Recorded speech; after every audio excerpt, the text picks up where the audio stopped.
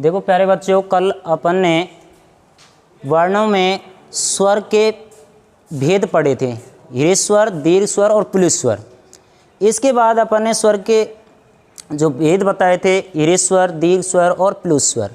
इसके बाद व्यंजन, व्यंजनों के बारे में आज अपन चर्चा करेंगे कि व्यंजन कितने होते हैं।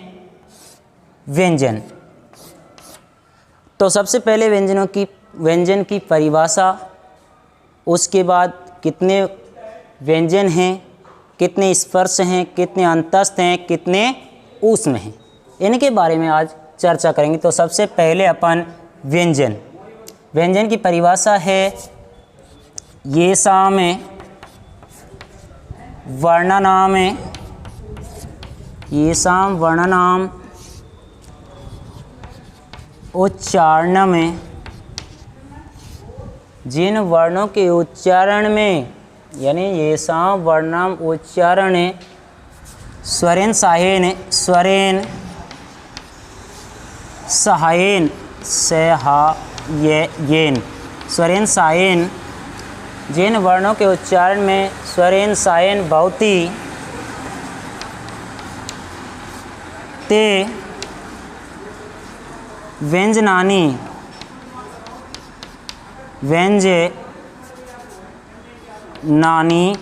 कथ्यन्ते।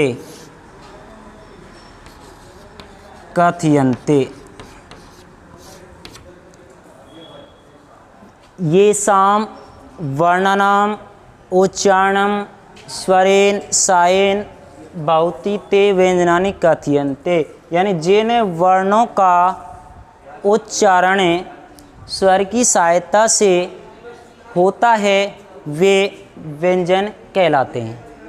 यानी कि जिन वर्णों का उच्चारण किसकी सहायता से होता है, स्वर की सहायता से होता है। तो हिंदी में भी लिखेंगे इसकी परिभाषा कि जिन वर्णों का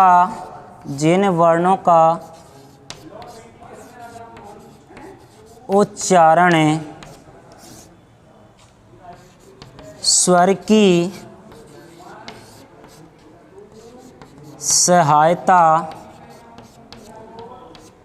सहायता से होता है वे व्यंजन कहलाते हैं। वे व्यंजन कहलाते हैं।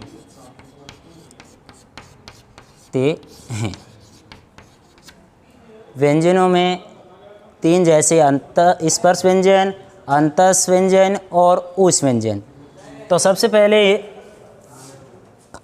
अंतस्थ व्यंजन या सब स्पर्श व्यंजन, स्पर्श व्यंजनानि। स्पर्श व्यंजनों की संख्या पंचविंशति यानी कि 25 होती है। स्पर्श व्यंजनों की संख्या कितनी होती है? 25। 25 को अपन पंचविंशति भी बोल सकते हैं। तो स्पर्श व्यंजन में जैसे क वर्ग, च वर्ग, ट वर्ग, त वर्ग और पे वर्ग, 5 वर्ग होते हैं। क वर्ग, च वर्ग, ट वर्ग, त वर्ग और पे वर्ग, 5 वर्ग होते हैं। 5 वर्गों में एक वर्ग के अंतर्गत 5 वर्ण आते हैं। तो 5 वर्गों में कितने वर्ण हो जाएंगे? 25। तो क वर्ग के अंतर्गत जो वर्ण आते हैं, क वर्ग के क, ख, ग, घ और न। क वर्ग के अंतर्गत क, ख, ग, घ और न, ये क वर्ग के अंतर्गत आते हैं 5 वर्ण, क, ख, ग, घ, न। इसके बाद आता है च वर्ग। च वर्ग के अंतर्गत भी कितने वर्ण आते हैं? 5। जैसे च, छ, ज, झ और न।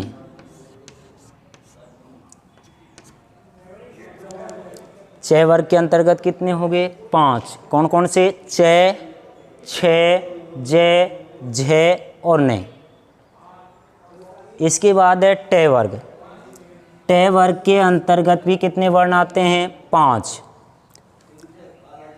ट,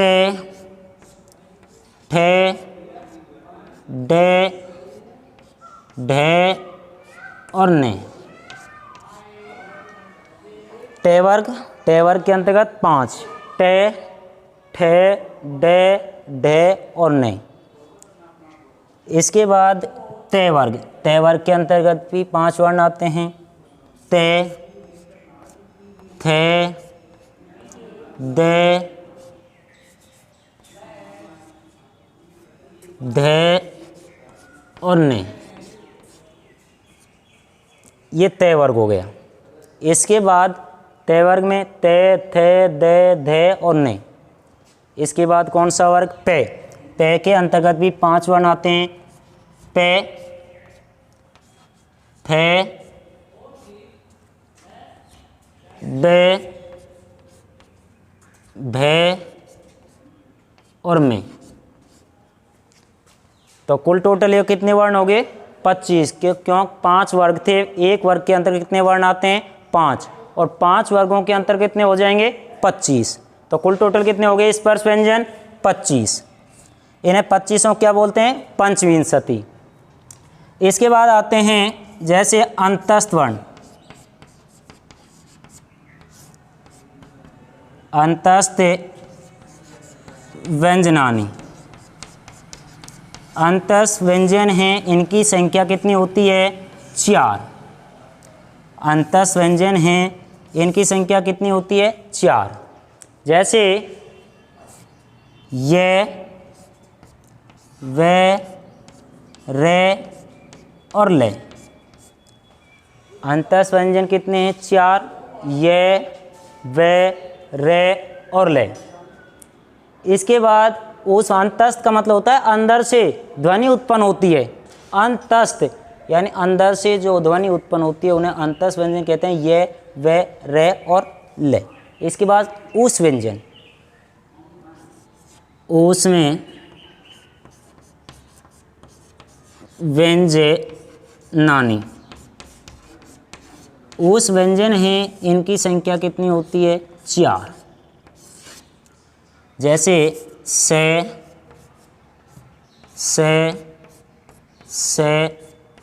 और है। ये कौन से व्यंजन हो गए? उस व्यंजन। उस व्यंजनों की संख्या भी 4। से और है।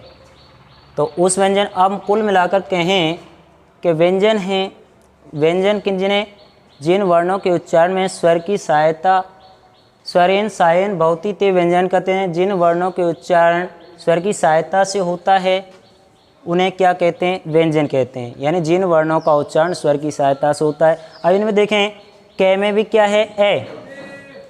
क में क्या है? जैसे ए, क प्लस ए यानी ए स्वर निकला, क, ए की ध्वनि निकली। तो सभी के व्यंजन हैं जो किसकी सहायता, किससे बने हुए हैं? स्वर की सहायता से। सभी व्यंजन हैं वो स्वर से मिलकर बने हैं। यानी इसे कहा जाता, इसीलिए इसे कहा जाता है कि स्वर की सहायता होती है। किन्हें? व्यंजनों को। बिना सहायता के इनका उच्चारण नहीं होता। क्या नहीं होते? वे व्यंजन नहीं होते, क्योंकि इन्हें किसकी सहायता होती है? स्वर की सहायता आवश्यक होती है। मिटा लो। इसके बाद संयुक्त व्यंजनानि। संयुक्त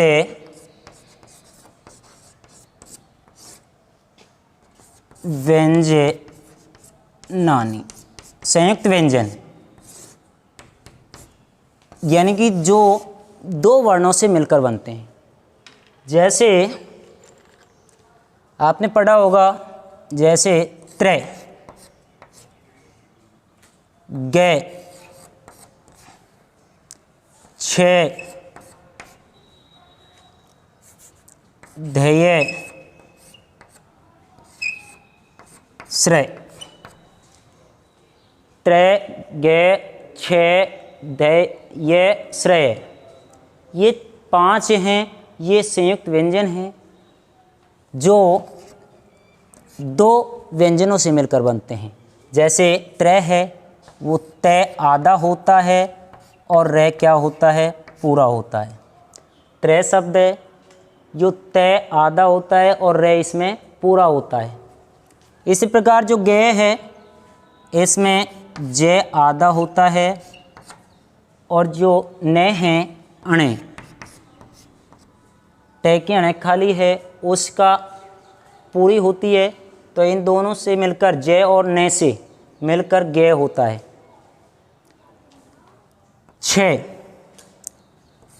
छः में कै आधा होता है और से पूरा होता है। छः में कै आधा होता है और से पूरा होता है। इसी प्रकार यह है दय, दय विद्यालय वाला दय होता है, तो इसमें दय आधा होता है और ये पूरा होता है।